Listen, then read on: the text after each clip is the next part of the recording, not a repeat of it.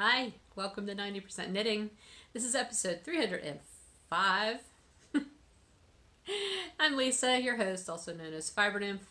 It's Monday, another Monday recording. February, it's February now. February 4th, I believe. And hi, how are ya? Hope you had a really good weekend. It's bright today. Can you see how bright it is out there? There's actually sunshine. Look, sunshine right there. There. You can see sunshine. It's so exciting. You know what? After the frigid temperatures we had last week, the fact that it went up into the 50s this week, it's like, break out the shorts and tank tops, which I did not do, but, you know, it's always funny, because, like, if you're anywhere near a college campus, whenever the weather gets super warm in the middle of January or in February here in Western Pennsylvania, you'll be bound to see college students out like it's the middle of summer. Because that's what they do. That's what you do when you're young. Not when you're old and always cold anyway. Unless you're having a hot flash. Hi! It's going to be one of those days, I guess. Welcome. If you are new to the podcast, I'm so glad you're here. You are most welcome here. Everybody is welcome here. Just so you know. And if you have been along for a ride for 300 some episodes, you are also welcome. Thank you to everybody who is watching today. I've got so much to share with you today. It's only been a week.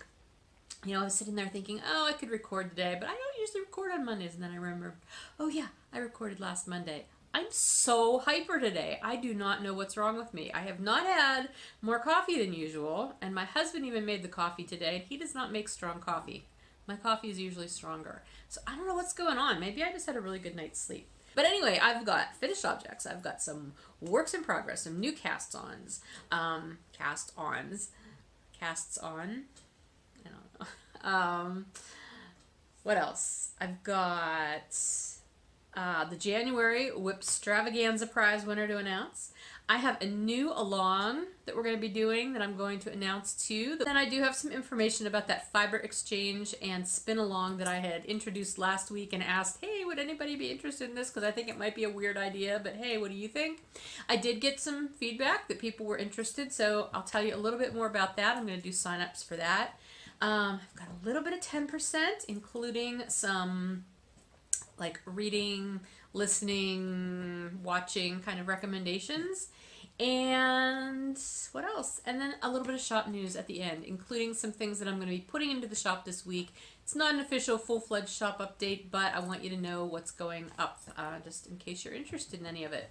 So that's about it. Oh, and I do also have the January monthly Makes Chatter winner to announce at the end during shop news as well. So that's the plan for today. I have already talked for 5 minutes and I haven't shown you anything. So let's change that, shall we? Okay. I have, oh, where is it? I have everything here. It's all stacked up, but it's not necessarily all in the correct order. So I may have to dig. But my first finished object is my shawl. My Hedgewitch shawl is all done. I'm so happy with it. I love it. I told you most of the nitty-gritty details about this in past episodes, including last week where I went on at length about all my screw-ups. So I'm not going to go into all that again. I just wanted you to see the finished shawl. It's huge. It is about, I think, 96 inches in my wingspan here, if I remember correctly. I don't remember correctly, but it's really, really long. I know it was just under 100 inches, and it's about 32 inches in depth down the center. I've not blocked it yet. I'm probably not going to block it super aggressively, but I do want to block it a little bit just to, I don't know, open it up. Blocking here is just a little bit difficult because cats, and I have to do it in the back room where I can lay out the mats, but I'm not actually even sure that my blocking mats are going to accommodate this size shawl because it's really big. I don't know. We'll see. But anyway, now in this light, you can really see the variation from the yarn. It's really interesting. Like, here was my first skein, which was much more saturated. And then I did alternate skeins as I was getting into the second and third skein that was less saturated. and then, you know, you can see those. It wasn't that it was less saturated, they were more tonal, I guess. And, you know, I do semi-solid colors, and semi-solid colors in a superwash yarn versus in a non-superwash yarn definitely show up differently. And I think probably show up a little bit more in the non-superwash yarn. But anyway, like when I'm just looking at this in person, I cannot see, like I can't see those stripes in person. They really show up though on the camera. I don't care, it's fine, I like it.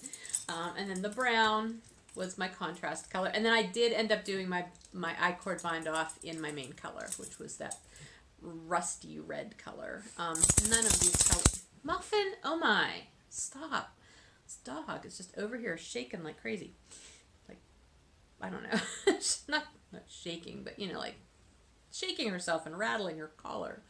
I should take her collar off of her before I start recording. Anyway, I really like how the contrasting color looks at the edge of the shawl. I was happy with that decision. It's huge. It will be fabulous once the weather gets cold again and I need to wrap up in something, because it really is big enough to just wrap up. I cannot wrap it around me enough and tie it in the back. It's about 2.5 inches less deep than it would be if I would have done all of the repeats that I was supposed to have. And I don't even know that that would have made that big of a difference lengthwise, to have let me tie it. I don't know. I don't tend to wear my shawls that way anyway, but I can definitely wrap it around me this way and then wrap these ends around the back and like tuck them in the back of my jeans or something. If I wanted to wear it and secure it that way, I could certainly do that. But yeah, it's amazing. And again, I knit this out of my Ridgetop DK, which is my new non-superwash base, the DK version. I have a fingering weight version as well. And I'm really happy with it. I loved working with it. I think it's warm and squishy and it's so springy. And I do not find it like aggressively itchy or anything. A little bit of prickle factor, I think, but not anything that... I would wear this as a sweater, you know, like with a t-shirt or something underneath it, or a tank top or a cami. But I do that with most of my sweaters, even store-bought ones anyway. So anyway, finished Ridgetop. Yay! So that was actually my final finished object for January. So I have my end of January spreadsheet finished. And I know this really doesn't mean much to you, except if you look at the purple lines, those are all of the things that I finished. And actually everything on here, ignore this first one here, because that's actually something I finished the other day. That was a February finished object. All the rest of the purple lines, though, are things that I finished in January. Oh, okay. The purple ones are whips, like languishing whips, those things that were cast on prior to 2019. The blue lines will be things that I cast on this year and have also finished. So far there's only been one. But anyway, I ended up finishing, well, about 4,300 yards, because again, there's a, you know, one thing from this year. But 4,300 yards worth of whips. I think that's pretty darn good. That did include the shawl, which was, how many yards? 1,023 yards. And it also included that mini maximization shawl that I finished closer to the beginning of the month, was over 700 yards. And then my, my arboreal, my sweater, was over 1,300 yards. I had 3 pretty sizable projects in January. I'm pretty sure that the rest of the year my months aren't going to be that impressive unless I finish like an Afghan or something. But yeah, I'm really happy with how January went. So at this point I have finished 4, including the ones I'm going to show you in a minute, which was my first February finished object. I finished 4 out of my 14 pairs of socks that I had on the needles as of January 1st. So that's pretty good. I'm happy to be making progress on that. I've finished 1 sweater. I've decided to frog 2 sweaters, which I think I already told you. I decided to frog the not striped or faded sweater that I was doing out of the Frangipani yarn, because I just feel like that yarn can be used for something much more suited for it. I also, and I don't remember if I already told you, I decided to frog that raspberry campfire cardi. I'm just not digging it. The yarn and yeah, it's not working for me. I'm not going to put the time into it. So the only sweater I still have on the needles at this point is the tabbouleh cardigan, which I would like to finish. I'm not in that brain space right now to work on that particular project, so I'm not working on it. So I do have my serendipitously fading pullover that I cast on this year that I'm also working on. So I guess that was a lie. I guess the only whip sweater that I have that I'm working on is the tabbouleh.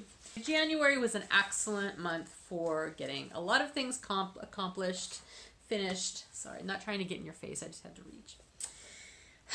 Okay, so let's move on to my other finished object, which is my Dark and Stormy socks, which I mentioned last week that I would probably go to these after I finished the Rhinebeck sweater weather socks,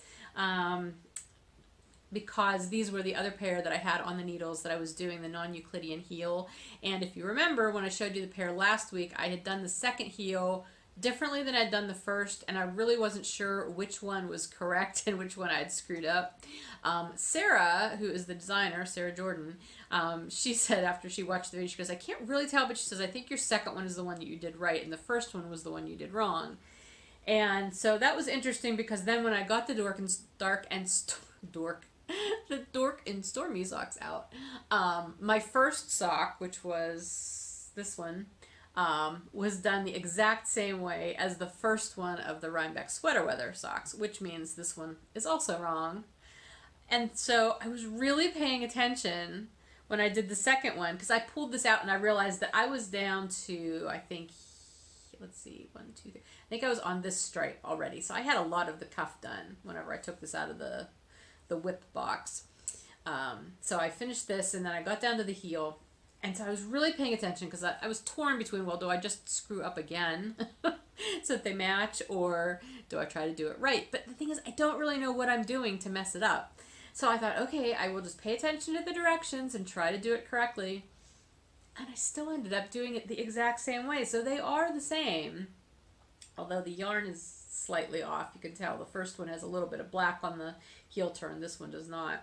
I think I started this heel turn a little later. But anyway, yeah, I don't know. I just don't know what I'm doing wrong, because I really was paying attention to the directions, but I don't know. So clearly I need help. And Sarah said she would be happy to give me a one-on-one tutorial sometime. So if we can ever meet up to do that, that'd be awesome. But yeah, I like them, and they do fit nice. I will say they're a little roomy up here. But that very well could just be because I'm doing them wrong. I don't know. I need to try the other pair on, I guess, and see which one fits better. Maybe, because I don't remember from when I did try them on. Anyway, bottom line is I have another pair of finished socks. These I'm probably not going to really wear anytime soon, because I love this colorway. And even though I did it as my Halloween colorway last year, I think I'm going to keep this in my shop year round. I really like this colorway. And I don't think Dark and Stormy necessarily screams Halloween, even though these are Halloweenish kind of colors in a way. I don't know. So I'm going to probably use these as a show sample for the time being. What else?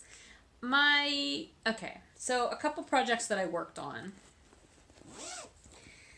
This, you'll remember, is my Antidote Mitt, the monster, huge, gigantic Antidote Mitt. This is one of the projects I'm working on, again, out of my new base, the Ridgetop. This is the fingering weight, the non-superwash. And one of the primary reasons that I wanted to start carrying this yarn, and I had it milled for my shop, is because of color work. I wanted a nice non-superwash fingering weight yarn to use for color work. And it does look lovely. Oh my gosh, it even looks prettier on camera than it does in person, I think. I'm really enjoying how it's working. I like it a lot. I am finding that doing color work in small fiddly projects like this isn't really my thing, and I am not super adept at carrying yarn up. Like, some of them I'm carrying, but like right now I've broken all of them except the two I'm working on, because it is a sticky yarn, being a non-superwash, and it was just like there was too much going on. And so I could not carry all these colors. And like the green and the blue, you're only using once every so many rows. That's a huge gap. I just could not bring myself to try carrying those two colors up the side along with these other three colors that I'm using. Can't do it. It's just not me. So I'm going to have a ton of ends to weave in. I very briefly actually categorized this as frogged on my Ravelry page because I thought, oh my gosh, I hate this. I was frustrated and I thought, number one, it looks huge and it really does look gigantic. But, you know, when I put it on, the cuff, I mean, it's snug because it is sort of like a corrugated rib, even though it looks like a, I don't know if you can see it. It's basically, it's a rib, but it's a colorwork rib. I don't know if that counts as corrugated rib or not. Anyway, ignore me. I don't know that. So I don't know if I'm getting gauge either. I know. I'm such a professional. I haven't measured, but I think it's going okay. Like here, when I get done with this next color repeat, which I'm not quite halfway through this next repeat, that's where the waste yarn gets put in for the thumb stitches. So once that's off, the thumb stitches are off, that will snug this up a little bit, but I still think the hand part's going to be a little bit loose. But then the upper band for the fingers is done in this same kind of pattern. So that's going to snug it back up again because this is definitely more snug than this. It's ribbing. So ribbing is more snug than stockinette. Even this colorwork stockinette, which my floats I'm doing pretty well. I feel like I'm not pulling. They look pretty nice. So I don't know. But at this point, I'm going to just finish it because I'm like halfway done with the mitt, really. And I'll have it as a sample, even if it is gigundous and looks ridiculous. It can at least be a sample for the show. I have plans to do another project out of the fingering weight version of this yarn. But I haven't started that. But I will talk about it later. Anyway, this is the Antidote Mitts. I feel like I'm just babbling about this mitt because I don't know what to say about it. I like it, yet I don't like it. Like, the pattern is out of the Shetland Wool Week Annual from last year. And the pattern is by Outi Kater. And it is called the Antidote Mitts. And it's super pretty. The pictures in the book, though, don't really give you a good... Well... Okay, here's what they look like here, but like that doesn't really give you any scale like what it looks like with a real hand or on a real arm. You know what I mean? And the pictures in the pattern section don't either, as far as I can see. So you can't really tell if they're super loose. It's, yeah, whatever. Well, okay, so here's a girl holding a lamb wearing them. I can't really tell if they look big and baggy. I have no idea how big her hands are. I don't know. They'll be fine. What was I watching? I was just watching... I think I was just watching Nicole, a gentle knitter, this morning. I'm pretty sure that's who... She showed a pair of colorwork mitts that she made recently, and they looked pretty big. So maybe they're just supposed to be big. I don't know. But I'm going to finish that one. I may not do the second one, but I'm going to at least finish the first one and have it for a sample. Alright, so that's everything that I've been working on that you've already seen in the past. I do have a couple of new cast-ons. Of course I do. So, let's see, which one... Okay, where... Nope, that's not it. Let's try this bag. The Farm Animals Doing Yoga. I love that bag. I don't remember who the bag's by, though. I have to apologize. And there is not a tag in the bag telling me either that I can see. So, if I can figure that out, I'll put it in the show notes. Anyway, I cast on, and this is so funny, because it's called, no, it's, I don't think it's called this. Hang on a second. I have to double check this, because I keep calling it the wrong thing. Let me get to my Ravelry page for a second and see.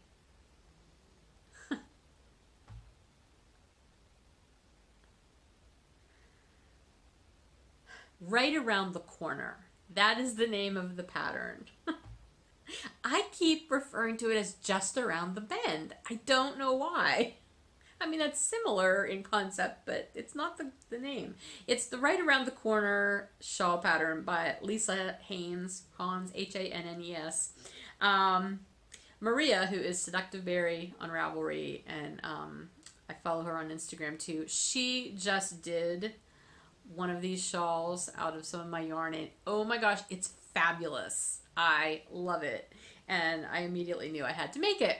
And I think I'd already had it in my queue, but seeing her version, I was like, I need that. So I had 2 skeins of Mountain Tweed, the fingering weight, balled up that I had started another project with a while back, and it didn't work out, so I frogged it. And they were just sitting there, and I hadn't figured out the right project to do with it yet. And so that's what Maria had used. She had used a couple skeins of my Mountain Tweed. And I thought, maybe that'll work for this. So it is. I'm doing it out of Deep Red and Autumn Gold, which, there, you can see it better on that side. That's the right side. Yeah, I love these colors together. It's really funny because it's sort of got kind of a Gryffindor-esque sort of thing going, which isn't why I chose those colors. It's also got sort of a ketchup and mustard kind of look to it, which is also not really the image I'm going for, but I just like reds and golds together. I don't know why. So it's really, you're doing like this really big garter stitch triangle that increases only on one side, so then the other side is straight.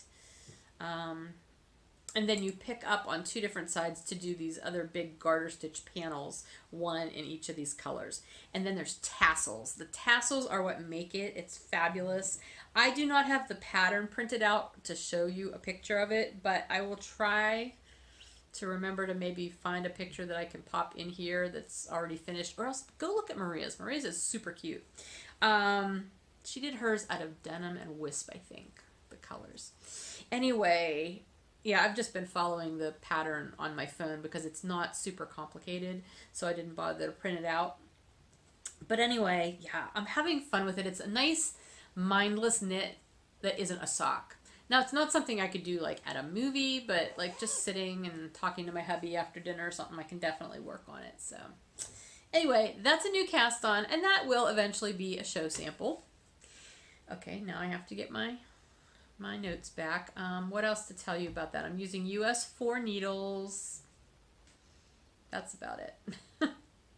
So that's going. And then I cast on last night for my February Slay the Stash project, which again, Slay the Stash is a challenge that Jen in the Downseller Studio group from that podcast, she runs every month, and the goal is to choose one skein of yarn out of your stash that you've had prior to the start of this year, and use it all up to the last 3 yards by the end of the month. So I was successful in that last month, and so I wanted to do it again this month. I'm aiming to do this every month, but the pattern I chose this month, well, here, let me show you the yarn first. The yarn is a skein that I've had in my stash since 2009. It is a skein of 3 Irish Girls Springvale worsted. I was in the Pick of the Knitter Club for, I want to say, the better part of a year, and it was 2009, because I was still a fairly new-ish knitter. It was like my 2nd year of knitting, and I love 3 Irish Girls. I found them and just sort of jumped on the bandwagon. And so I've still got a lot of skeins of the yarn from that club that I've never used. And so a lot of those are in my cubby that I have yarn set aside for Slay the Stash. So, because you get an extra entry, I think, if your yarn is over 5 years old that you're using. So anyway, this one counts. This is called Morgaine, and it was a club colorway. I have no idea if they ever released it as just a general colorway, but it's super colorful. It's sort of almost Christmassy because there are reds and greens in it, but there's also blue and purple, and I think the purple maybe just happened. I don't know. No, there's purple. Anyway, it's just so colorful and deep and rich, and I really, really like it a lot. There's gold in it too. No wonder I like it. It's funny though, the pattern that I'm doing is the Dragon Wing Cowl, which do I have this one printed out? I think I do. just pulled it out. The Dragon Wing Cowl is by Jessie Rayot, R-A-Y-O-T. And this is a free pattern, but there's also a paid version. Like, you can pay a couple bucks for it on Ravelry and download it. But she also says, or you can just go to my website, my blog, and get it for free. So that's what I did since it was there. Okay, I do not have a picture. I didn't print out the main page. The rest of it's all just pattern. I'll try to insert a picture of it here.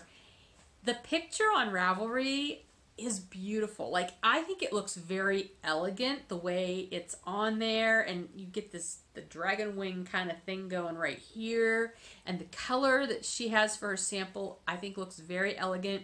It kind of reminds me of something that maybe Smaug's mother would have worn if she was voiced by Maggie Smith and was the Dowager Countess of Dragons.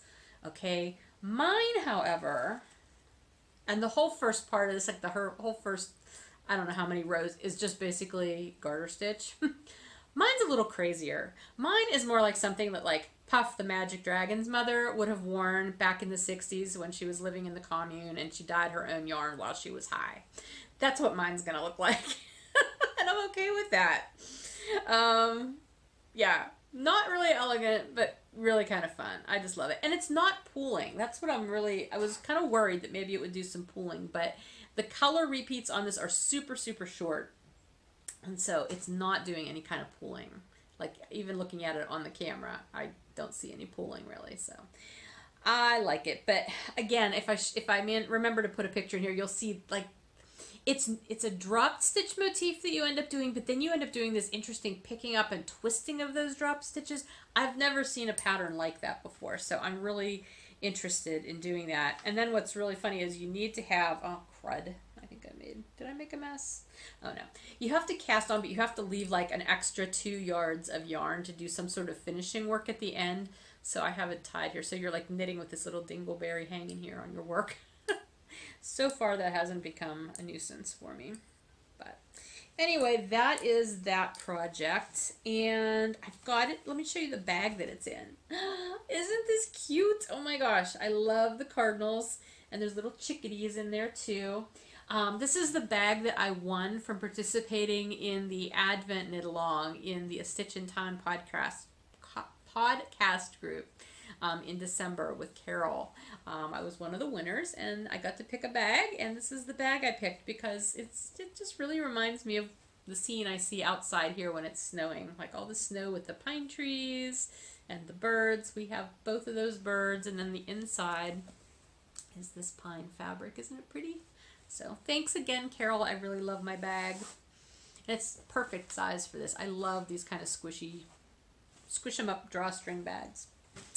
So anyway, that's everything I've been working on as far as knitting projects. It's a lot, but yeah, I feel like it's a good balance right now. As far as on deck, I do have one pattern that I'm going to be casting on soon. I just have to wind up the yarn for it. And that is the new pattern by Maria Muscarella of Ninja Chickens, and that's her Hoarfrost cowl. Excuse me. Let me see if I have, yeah, there's a picture of it. I don't want to show you any of the pattern. This is her daughter modeling it. She mentioned this on her last podcast about how her daughter modeled it, but she was sort of in a moody mood that day. So, but it goes well with it. You can see it's a beautiful 2-color colorwork cowl, and I'm going to do that out of my my Ridgetop Fingering as well. I was going, that was my original thought when I thought I'll just consider that mitt frogged. I won't finish it, and I wasn't going to actually frog it. I was just going to leave it and repurpose the rest of the yarn. But I don't have enough of any of those colors to do the cowl, because each color you need about 55 grams of, according to the pattern, and I didn't have 55 grams of any of the colors left because I'd already used some of them in the mitts. So I'm just going to start with new skeins, obviously. Words, Lisa. But anyway, I really want to knit this. It's beautiful. She's doing another version of it right now out of some of my Ridgetop Fingering that I sent her to play with. And I can't wait to see that that knit up when it's finished, because the picture she sent me of it in progress is just beautiful. So anyway, Hoarfrost, and she released it over the weekend. I think yesterday was when it was released for her birthday. So happy birthday, Maria. Okay, that's everything for projects. That was enough. As far as other crafty endeavors, I have not worked any more on the needle punch thing, though I did order the size 10 fine needle punch. So I picked that up off of a seller on Etsy, who I don't remember who it was right now. If I remember, I'll put that in the show notes, or I'll do that when I get it. But anyway, I think I'll be happier with the fine needle punch rather than the bigger one. And thank you to those of you who did send me some thoughts and like resources as far as checking for better information on how to actually do needle punch. I appreciate that. I have not followed up on any of it yet. I haven't had time, but I will before I get back to that project. It's sitting over there. That's why I keep staring. Otherwise, the other thing I think I'm going to do soon, I may actually warp it later today, is put a project on my loom. When I was reorganizing my yarn cubbies at the end of last year, early this year, I designated one cubby to yarns that I'm going to use to weave with. And I had both of these balls in there, and I think I'm going to do these together. I thought this was really kind of a Valentine's-y color combo. Not that I feel the need to do anything Valentine's-y in February, but it's just sort of fun. So this is a skein of my bedazzled base in, I believe I'm going to say this is the eggplant color. I don't actually remember. It's one of my purples. I don't have the band for it anymore. I started a project with this ages ago and ripped it out, didn't like it. And then this is a skein of a very similar base, if not the same base, but it's also the silver sparkly yarn in from Unwind Yarn Company. I don't remember. I want to say it was O positive or something. It was a Valentine's color that I bought a long time ago. I skeined it up, and I think I started using it like as the trim, and I was going to use it for heels and toes on a pair of Christmas socks. And then I decided I didn't really like the socks I was doing, so I just ripped it out. So I hardly used any of this. So basically, I've got two full skeins. I'm going to alternate my warp, like I've never done this before. And I know a lot about a lot of things, but I don't know much at all about weaving, so I don't know the right terminology. But I'm going to basically do it so it'll end up being a checkerboard. You know, like maybe 5 warp threads, or I don't know, 6. I think you have to do them in even numbers. I don't really know. So 6 warp threads of purple, 6 of red, 6 of purple, 6 of red, and then whenever I do my weft, I'll do that same thing. I'll alternate purple and red and purple and red. So some of the checks will be all purple, some will be all red, and some will be a mixture of the two. And I just think that'll look really cool and fun. And I'm also going to make an effort to learn some other way to finish the scarf. That's why I'm making a scarf, because it's a narrow loom. To finish it other than just leaving fringe, because I've never really taken the time to learn any other way to finish my scarf. I do have some books that I can learn from, so I'm going to try to do something else as far as finishing the edges. That's it for crafty stuff. Let me move on to the where is it? The WIPstravaganza winner. So WIPstravaganza is going on all year long. If you've got any WIPs that have been lingering since before the beginning of this year, you know, work on them, talk about them, share them, finish them, post pictures of them in the WIPstravaganza thread in the fibernymphdyeworks group. And every month I will draw a winner from that month's chatter posts. So we had 53 posts for January. The first one was mine, so I did random number generator from 2 to 53, and the random number generator picked post number 27, who is Ronnie from Ohio. So congratulations, Ronnie. You have your choice of one of these prizes. One of them is an outdoorsy kit. Sorry. So it's the outdoorsy kit. You can wear it as a cow, you can wear it as a headband or an ear cover thingy. I know, I'm so good with the words. But anyway, this is in the pumpkin spice swirl and pumpkin orange color combination. And this is the worsted weight version. So, and you get the pattern code as well. Or you can have this. This was something I got at TNNA. I think this was actually maybe in our goodie bag. It's a skein, or a half skein of Wonderland yarns in a really pretty purple. Is it a sparkly purple? I think it might be sparkly. I can't really tell through the bag. I could be lying about that. Anyway, it comes with a pattern to make a little bunny. I don't know if you can see the little bunny in there. See the bunny? And there's a sticker. Some frabjous fibers and Wonderland yarns. So, yeah, you can have this little kit if you would like that. You can PM me on Ravelry, let me know which one you would like, and I will get that out in the mail to you if you send me your mailing address. So, thank you for participating in WIPstravaganza with me, because I'm knocking my whips out, and it's fun seeing you guys doing that too. Alright, so let me tell you about the new along. It's not called the new along, but it's going to be new, and it's going to start on February 14th and run through March 31st. There's 31 days in March, right? Whatever the last day of March is. And it's going to be called Craft What You Love. The Craft What You Love along. And so that's why I thought it was appropriate to start it on Valentine's Day. Basically, you can do any fiber craft of knitting, crochet, weaving, or spinning. Any yarn or any fiber is welcome. It does not have to be fibernymphdyeworks. You can use whatever you like, and that's one of the things. Use what you love. You can do any kind of project that you love. You can do, you know, from any designer, any technique, whatever it is that you love to craft out of those 4 crafts, however you can tie that in, that's what qualifies your project. So it's pretty wide open. Just let us know what it is you love about that project when you post your finished object. The one qualification is your finished object must use at least 50 grams of yarn or fiber at a minimum. And if it's a pair of things like mittens or socks or whatever, both items have to be finished.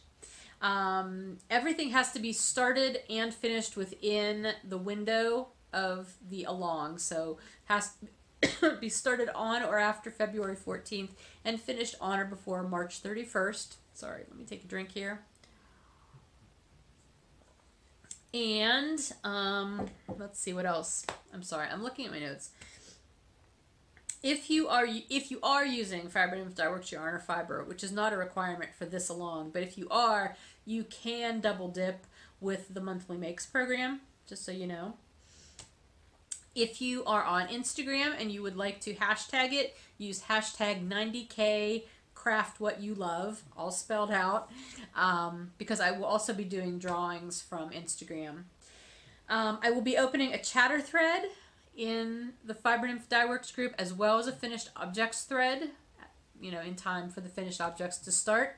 And then at the end of the along, so at the end of March, I will be drawing one prize winner from the chatter thread, from the finished objects thread, and from the hashtag on Instagram. So 3 ways that you can win in that along. If you have any questions, just check the thread, the chatter thread. I'll put all of those guidelines at the beginning of the chatter thread. Feel free to ask questions in there or PM me on Ravelry if you have questions. And I hope you will craft what you love along with all of us, because why not? It's February and it's always a good time to do what you love. Personally, I think all year long is a great time to do what you love, because if you don't love it, why are you doing it? I know there's some things that we have to do even though we don't love it, like clean the bathroom. I hate cleaning the bathroom. It's the worst household task ever, but you have to do it. You know, you have to do it. Anyway, aside from that, then we also have the Fiber Exchange and Spinalong, which is sort of a swap kind of deal that I talked about last week. I'm going to put a sign-up thread in the fibernymphdyeworks group that will have all of the information about how to sign up for that if you want to be a part of that. Again, real quick, it's just a matter of I will pair you up with another spinner who is interested. You will each choose a 4-ounce braid from your stash. You will split it in half and send half of that 4-ounce braid, so 2 ounces, you'll send to your partner. They will send you 2 ounces of their braid, and then you will just each individually spin up both of those fibers. not necessarily together, but you'll spin your 2 ounces however you want to spin yours, and then you'll spin the 2 ounces that your partner sent you however you want to spin that. The whole goal of this for me was just to be able to show all of us how you can have the same exact material and come out with such a very different product when you're spinning. That always fascinates me. You can feel free to add in other fibers that you have in your stash to really make things different. You can use different techniques. You don't have to do anything the same as your partner. The whole idea is just to have fun with it and then be able to compare at the end what you got. So I hope you'll have fun with that. Again, I'll put the signups and all that information and dates and like the closing for the signups and all that will be in the thread. So please check the thread in Ravelry if you're interested in being a part of that. That is everything I've got for you for 90% right now. Let's move on to 10%. The weather has broken. Did I already mention that? We were, had all those frigid temperatures last week, and then this weekend came and we were in the 50s, which was nice to have a little bit of a break from that. But it's kind of sad because Friday we got a lot of snow and it was so pretty, and now it's mostly melted. I mean, there's still some on the ground, which is actually kind of surprising to me for as warm as it got. But yeah, it's going to be warm all this week, so I imagine the snow is going to go and it's just going to be muddy. But it will get cold again next weekend and then be in the 30s, I think, after that. So we'll see. But it was nice to have a little bit of a break. I was enjoying having a fire in the fireplace, though, until I had one in on... What day did I have one in? Saturday? I think I had one in Friday and Saturday. And no, I don't remember now. Whatever the last day was I had it in... I had a fire in on Friday, and then Friday night, before we went to bed, my husband loaded it up with wood and everything, as we always do at night. He got up Saturday morning and found that the one glass door shattered. Now, it's that tempered glass that doesn't, like, shatter into shards. It, like, kind of sticks together, but it had just totally shattered. And apparently there had been a tiny little chip out of the one edge of the door. There's a frame on 3 sides of the door, but the one side is just the glass. And he said there had been a little chip in there for years and years, and he said apparently it just gave out. And yeah, so we have only one door in our fireplace right now. So it's kind of nice that it's a warm week. I won't be wanting to put a fire in anyway. He needs to fix that door, and he's ordered the stuff he needs to fix it. But yeah, that was kind of weird to come out and just see the whole thing shattered. Yikes. Thankfully, the cats didn't mess with the glass that had fallen out of it or anything, because that really could have been a mess. But again, it wasn't like sharp pieces of glass. I mean, that's how they make it, I guess, so that it's not as dangerous. I don't know. I don't really know a lot about glass. But anyway, so we had that. Okay, the other thing in 10% that I wanted to talk about this week is basically some resources that relate back to the topic of racism and white privilege and exclusion in our knitting community, well, in the world in general, but it's been brought up in our knitting community, which I did refer to a couple of weeks ago on the podcast. I think I mentioned, that these conversations had been happening on Instagram. They're still going on, which is a good thing, because it's a very important topic, I believe, and I think a lot of other people seem to as well, so I'm glad that they're continuing. I wanted to share some resources that I have been reading, listening to, watching, that I've found helpful in informing me about this topic, because it's definitely one that I don't know a lot about. I'm a white person. I am not a person of color. I have not had to deal with these issues on a daily basis my entire life the way so many people have. And by the same token, because I am white, I am very much a part of this because of the way systemic racism works. And that is something that I'm learning a lot about. And I admit that I've not known a lot about it because, again, it hasn't impacted me on a day-to-day basis. It's circular. Like, you could just keep saying that. Anyway, to the point, I just wanted to share some resources. They may be helpful to you if you would like to look into them. I'm not going to commentate a whole lot on any of them just because it would take way too long for me to do so. I would mostly just encourage you to look into them if you too would like to learn more about what this issue is and more about what it's being said. There's a video called White Like Me by Tim Wise. I can't remember when this was originally put out. Tim Wise is an anti-racism educator. He's a white man, but he has done a lot of really good work in this subject as far as I've been able to see. The video I found to be very illuminating and very powerful about things that I had no idea existed within the structures of our country. And by our country, I'm referring to the United States because that's where I live. Can't speak to any other countries. I found it a really eye-opening video and one that I will probably watch again. Because I think it's really important. Another another resource would be, this is a paper that was written by Peggy McIntosh. It's called White Privilege, Unpacking the Invisible Knapsack. The part of it that I read was an excerpted part of this paper. I've since found the entire paper. I haven't had a chance to read that yet, but it is very interesting. Peggy McIntosh, if I recall correctly, she is an educator who studies sexual discrimination, like sex discrimination.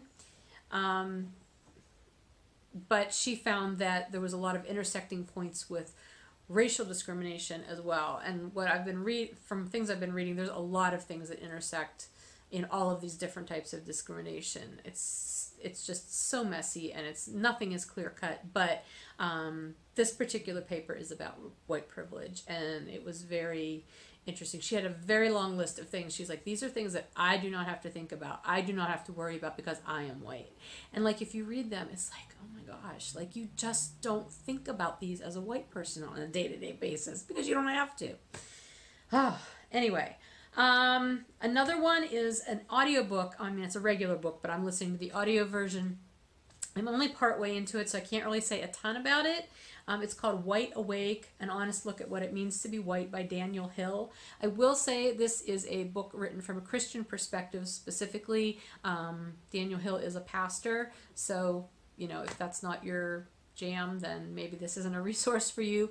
I will say that like the first part of it was experiences from early in his pastorhood. And then he gets into it more with the actual subjects in general, the topics that I think are applicable regardless of whether you're talking about within ministry or not. So I'm finding it interesting. I can only listen to it in short spurts though, because it's one of these books that like, I have to be paying attention to it, and most of my listening time is when I'm working and I'm dying down, you know, in the studio, and I can't pay that kind of attention to something while I'm dying, so I'm only getting to listen to little bits of it at a time. A very short video on YouTube, which it's like an animated video, was called The Unequal Opportunity Race, and it basically is just like a 4-minute video showing, in the metaphor of a race, all of the hurdles, literally the hurdles that people of color have to get over before they can even hope to try to achieve the same kind of an outcome that a white person can without even thinking about it, or even with having things that make it easier for them. That was very, like I said, it was short, but it was so to the point, and it made it so easy to like get these concepts like right without, I don't even know how I'm trying to say this, but it's not an easy concept, but it's like it shows you the concept like in this very easy format, like anybody could get what it's trying to say. So I would recommend that. If you only have a few minutes, take a few minutes, watch that video.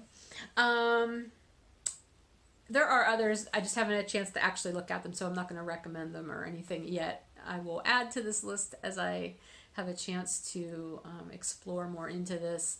I will say the one thing that's popped up on social media frequently recently has been a little meme that I don't have in front of me, so I cannot read it to you. but I'll paraphrase it. But basically, it says something to the effect of, you know, it's not that white people don't have difficulties, it's that your skin color is not one of them. And I think that pretty much sums up the concept of white privilege. You know, it's like, you might be white and have a lot of things going on, but you're white, and that is giving you so many advantages that you just don't even think of, but you may not even be aware of. And I can speak for myself that I was not aware of, that I don't think of because I'm not aware of, because I don't have to deal with them. So that's been in my brain a lot lately, just as I function throughout my day, and it's just helped me to try to reframe the way I think about things. I think this is a really important topic. I'm glad it's not one of those things that hit social media and then went away after a week. I think it's important that we still focus on it. I know that there are some dissenting views to some of this, and I'm a firm believer that everybody has a right to have their own opinion. I do not have to agree with your opinion, and you do not have to agree with mine, because it's your free will and your choice to decide what you believe in. But I think it's really important to stand up for what you believe in. And so I guess that's basically what I'm doing by bringing this up again. It is important to me, and I do speak for myself. I do not pretend to speak for anyone else. I do speak for my business as well, though, because basically I am my business. So I think that's important for people to know as well. If you are supporting fibernymphdyeworks, you are supporting me, and these are the things that I believe. So you can do what you will with that, but I just want to be very transparent about that. So I will stop talking about that right at this moment for the time being, and we will get into shop news. Basically, we have the monthly makes program going on, and even though January was the freebie month, we did have the chatter thread going on, so I went ahead and I did a drawing for a prize from the chatter thread. So there were 131 posts in the chatter thread for last month. The first one was mine, so I did the random number generator between 2 and 131, and it chose post number 76, who was Raedwulf, that is Amanda. So congratulations, Amanda. Where are my prizes? Hold on a second. You can choose between these two items. Another outdoorsy kit. This is the same exact one. It's not the same one, but it's another of the same one that I showed earlier for the earlier prize drawing. For some reason, I ended up with a bunch of these. I'm not sure why. I think I had them set aside for something and then never ended up using them. But it's the pumpkin spice swirl colorway and the pumpkin orange. Plus, you get the pattern code for the outdoorsy. And this is in worsted weight, so you can choose either this or you can choose this little mini set. This is together it's a half skein, so it's 2/4 skeins of self-striping. They're identical, so like if you start at the same end, they'll stripe together. You know what I mean? Oh my goodness, I'm not describing this well. This was a one-of-a-kind colorway. I did have some of these in the shop when I was doing like my end-of-the-year sale and everything, but this is a half skein set as opposed to the full skein sets that had been in the shop. So 50 grams total here. So you can, and self-striping, obviously. So Amanda, let me know which one you would want, and I will get that off in the mail to you. Congratulations. And again, February now, we do have a finished object thread, because this is the first month that you can start posting finished objects and start qualifying that way for the program. Again, all the details are in the chatter thread at the very beginning, so read there. I did a video on the program as well if you want to get the down low on that. I never use that term. I don't know why I said that. Anyway, yeah, so in February I'll be doing a drawing from the finished object thread, from the chatter thread, the February post, and also from the Instagram hashtag, which I think it's FDW monthly makes. I'll put it on the bottom here. Sorry, I didn't look it up. I don't want to tell you what it is wrongly, but if you hashtag what you're working on for the monthly makes program, I will be drawing random winners, and I have not done one yet. on Instagram. So I will do that sometime in the month of February. That will not necessarily be at the end. The other two will be at the end of February. Okay, sorry. I had to plug my phone in because it died on me. And I feel like the light has changed and gotten odd since I was here before. But I'm going to try to finish this up now because I've tried to record this part like 3 different times. Let's talk about what's going to be going into the shop. First of all, I had some new dies come in this past week, and you know, a dye or getting new dies is like a kid getting a new box of crayons. You've got to start playing with them right away. So I did dye a whole bunch of things up with them. I dyed some semi-solids, and then I did up a variegated and speckled version, and then I used them all in a self-striping, along with some other colors that are newer but not brand new. So I'm going to show you the semi-solids first. I do not have all of these officially named yet, but they will be named once they're in the shop, obviously. So, and just for a heads up, this isn't like a huge update. Like I told you last week, I'm basically going to just putting things up as I have them ready. So this is what I have ready now. My plan is to have all of these things up though by Wednesday at noon. So you can start looking for them around Wednesday at noon. Okay, so the first one is this really pretty kind of gold. It's a muted gold. It's showing up, everything's going to show up a little bit brighter on here than it is in real life just because of the light coming in from above. We have a skylight. Anyway, oh, excuse me. Wow, sorry. Yeah, anyway, this is just a really pretty gingery gold kind of color. I love this yellow. So that is one.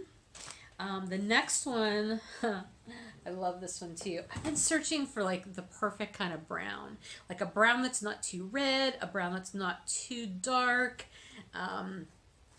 Yeah, that'll just show off tonality well. And I really like this one. I don't know what to call it, but I really love it. I dyed this one on Bedazzled. But it's a really perfect kind of brown. And see the lighter areas. I just love that shading. So there is this brown that will be going in. And I've also been on the quest for the perfect mauve. Now I did do those couple of Valentine's colorways that did feature mauve pretty prominently. This is a completely different mauve dye than any of those were. And I love it. It's definitely a more purple mauve than a pink mauve. But I think it turned out really pretty. Now, I will say this is dyed on Mountain Tweed Fingering. This probably wasn't the best example of it to bring in because the Mountain Tweed Fingering is sort of an oatmeal colored base to begin with, so it makes everything look a little bit darker. So it will look a little brighter when it's on any of the other regular bases. But I brought this one in to show you just because I really like the tweed. I think it's pretty. And then lastly, this is... See, this is showing up super bright on there. It is not that pink. This is much more of a purple. It's a bright, it's not a magenta, but it is definitely in the bright purple family. Light bright purple. Maybe that's what I'll call it, light bright purple. Probably not though, because light bright pegs purple was very purple. Anyway, whatever. It's just another purple for my purple family. I love purple. Purple, purple, purple. So... that's a Gilmore Girls reference in case you didn't get it. And I dyed up on Traveler. I have all 4 of these on Bounce, Bedazzled, Traveler, Mountain Tweed, and one of the heavier weight bases. I don't remember if I did Cozy Worsted or Bonafide DK. You'll see when it's in the shop. But anyway, all 4 of those will be up in the shop in all those semi-solid varieties. So then, like I said, I did... a variegated and speckled version, and I love how this turned out. So that's all 4 of those colors as a variegated and speckled, and this is on Sunshine, so this is my light fingering weight base. Isn't that amazing? It's just, it's so happy. It's like a mellow happy. I'm not sure about naming these, since I kind of want to do a whole series of these whenever I start doing different color combinations, because every once in a while I get stuck on a color combination and I try it out in a lot of different varieties, and it's more like a color play exercise for me. Muffin, oh my goodness. Muffin, shh. Just like over there Making her chains or her tags wiggle. Anyway, I love playing with things in multiple different ways. Muffin, please stop doing that. Please. Thank you. Anyway, so I think I may just call it the Color Play series, and this will be Color Play number 1, because this is the first one in the series. But this is the variegated and speckled. Look at these speckles. Aren't they fun? Oh my gosh, I just love them so much. Ooh, the sun is hitting them. I can't get it to focus, but come on, you gonna focus? Anyway, you get the picture. Oh, so pretty. And then I did the same thing without the speckles and more, not really any white left on the mohair silk base too. So if you wanted to put those two together, they would work really well together. And everything is more muted on mohair silk. Excuse me. I don't know why I'm coughing all of a sudden. And lastly, I have a self-striping version. So I used all 4 of those colors in there along with 3 other colors. So this is a 7-stripe colorway. Let's see, the 7th stripes, there's graphite. So there's a graphite stripe, which is not one of the new ones. There's this this is a custom blended color that I put together. It's looking brown there, but it's, oh, actually no, it's looking reddish brown. It's like a deep reddish brownish color. And what was the other one I put in here? I can't remember. I think it's light plum. Light plum might be in here. I don't know. I can't, it's hard to tell sometimes when they're skeined up whenever they're self-striping. But anyway, there will be a mock-up of this in the listing, so you'll see how it will stripe. But this is 7 stripes that include all 4 of those new colorways. So this will be Color Play number 1, self-striping. So those yarns will all be in the shop again, noon Wednesdays when they should be up by. And then the other new thing going in the shop is what's in this box. And this priority mailing box has Hiya needles in it. I am so excited to have all of the Hiya needles. Okay, not all of them, but like a lot. A lot of Hiya needles came in the mail. I told you last time I had placed an order, and they're here. I ordered, okay, so I ordered sizes US 0 through US 9, which is 2 millimeters through 5 millimeters. In the Hiya steels, so not the sharps, these are the steels that aren't quite as pointy, in 16-inch, 24-inch, and 32-inch cable lengths. So that's what's going to be going up. There were a couple that were back ordered in, I think in the 16-inch size, I want to say, a couple of the smaller sizes. Once they come in, I'll add them to the shop, but all the rest of these I'm going to be putting in the shop. I'm so excited to be able to offer you these Hiya needles. As you know, if you've watched the podcast for any length of time, I love Hiya needles. They're my favorite needles, my kind of go-to needles. I like them because they're lightweight. I like the steels because they aren't quite as pointy and they don't tend to split yarn as much for me. And they also don't hurt my finger because my technique for knitting, I'm pushing the point with my finger a lot, and that tends to hurt with the pointier ones. And they're also really affordable compared to a lot of other brands of needles. So I've just really liked them. I've always found their joins to be really smooth. They don't snag. The cables do not have excessive memory, so they're not all coiled up on you all the time. But they're also not just limp. The way some can be. So I really like the cables. They're an all around really nice needle. So these will be in the shop. If you are a Hiya fan, but you do like the sharps, or you want a bigger size or a smaller size that I haven't gotten in, or a different cable length, or the DPNs. I did not get any DPNs in, but like I'm open to adding other things to the shop from Hiya if you like them. I just need to hear from you.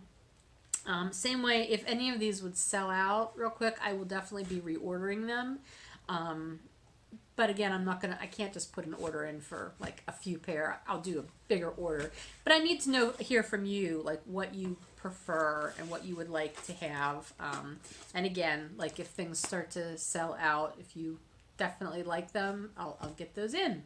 So anyway, I'm really excited to be adding these to the shop. And again, these will be in also Wednesday by noon. Other than that, I think that's everything I have to tell you about.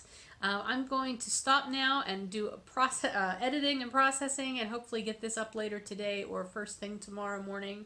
The sun has now shifted and it's coming in over there. So anyway, thank you so much for watching. I hope you have a wonderful week, and I don't know when I'll record next. It may be next Monday. It might be a little longer than that, but whenever I see you next, I'm sure I'll have some other fun things to talk to you about. Thanks so much for watching, and I'll talk to you later. Bye.